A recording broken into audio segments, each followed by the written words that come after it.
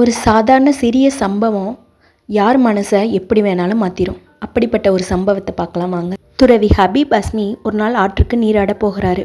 அங்கே தான் உடைகளை கழட்டி வச்சுட்டு ஆற்றுக்குள்ளே இறங்குறாரு. அப்போது பாஸ்ரா நகரைச் சேர்ந்த ஒருவன் அந்த வழியாக வரான்.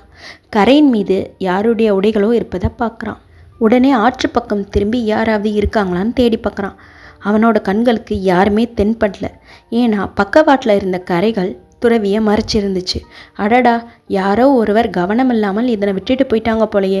சரி, அவர் வர வரைக்கும் இதனை பாதுகாப்போம்னு நினச்சி அங்கேயே ஆடைகளுக்கு காவலாக நிற்க ஆரம்பிச்சிட்டான்.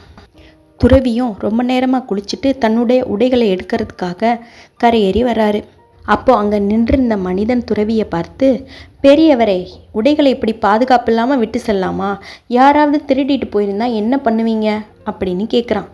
அவரும் சிரிச்சுக்கிட்டே, ஓஹோ, நான் உடைகளை அவன் பொறுப்பில் விட்டுட்டு போயிருந்தேன், அவன் அந்த பொறுப்பை உன்கிட்ட கொடுத்துட்டான் போல அப்படின்னு ரொம்ப சர்வசாதாரணமாக பேசுகிறாரு. எல்லா நிகழ்வுகளும் இறைவனின் செயல்தான். ஒரு பொருள் கிடைச்சா அது இறைவன் நமக்கு அளித்தது.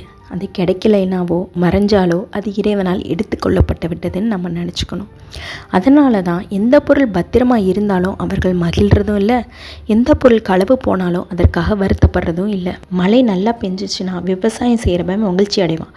அதே சமயம் செங்கல் சூளை தொழில் செய்பவன் என்ன பண்ணுவான்? வருந்துவான். ஒருத்தர் மழை வேணுமாங்க, ஒருத்தர் மழை வேண்டான்னு சொல்லுவாங்க. இருவருமே இறைவனால் படைக்கப்பட்டவர்கள் தானே. அதனால் இருவரையும் காக்கும் கடமை இறைவனுக்கு உண்டு.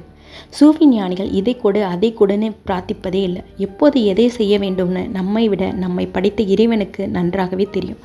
ஆக இயற்கையில் எது நடைபெறுதோ அதை அப்படியே ஏற்றுக்கிறது தான் ஞானம்.